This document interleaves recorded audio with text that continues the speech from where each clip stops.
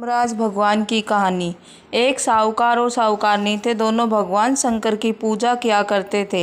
उनके घर में कोई संतान नहीं थी। एक दिन पार्वती जी शंकर भगवान से बोली, हे नाथ, यहाँ आपकी कितनी पूजा करते हैं, आप इन्हें कुछ दो। भगवान शंकर बोले कि यह पुत्र के लिए पूजा करते हैं, पर इनके भाग्य में संतान नहीं है। पार्वती जी नहीं मानी, बोली, नाथ, इन्हें एक पुत्र अवश्य देना पड़ेगा। भगवान बोले, अच्छा, मैं इन्हें एक पुत्र दे दूंगा, पर उसकी आयु सिर्फ 12 वर्ष की होगी। यह सब बातें साहूकार सुन रहा था। उसे यह सुनकर खुशी हुई ना गम हुआ। वह घर चला गया। साहूकारनी के 9 महीने बाद पुत्र पैदा हुआ। घर में खुशियां मनाई गई, पर साहूकार को कोई खुशी नहीं हुई। बेटा बड़ा हुआ तो साहूकारनी बोली, मैं तो अपने बेटे का ब्याह करूंगी। साहूकार ने बहुत मना किया, पर साहूकारनी नहीं मानी। साहूकार ने साहूकारनी को बता दिया कि हमारे पुत्र की आयु सिर्फ 12 वर्ष की है।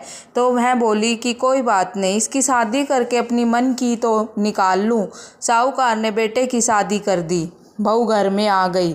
उन्होंने बहू को सारी बात बता दी कि तेरे पति की आयु सिर्फ 12 वर्ष की है। बहू बोली, कोई बात नहीं पिताजी, मेरे भाग्य में जो होना था हो गया।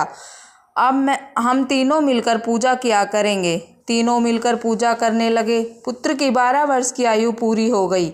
यमराज साहूकार के बेटे को लेने आए तो साहूकार बोला, मेरा पुत्र तो अपनी पत्नी के पास है। मैं उसकी पत्नी के पास गया तो मैं बोली, अभी तो मेरे पति ने कोई सुख नहीं देखा है, न ही मैं सास ससुर ने पोते का मुंह देखा है, मैं ऐसे कैसे भेज दूं।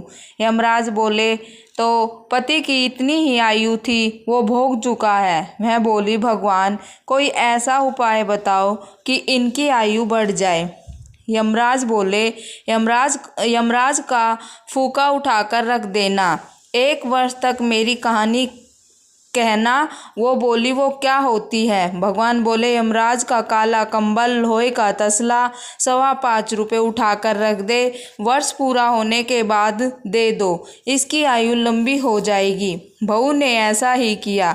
उसके पति की आयु लंबी हो गई। बोली, यमराज भगवान की जय हो।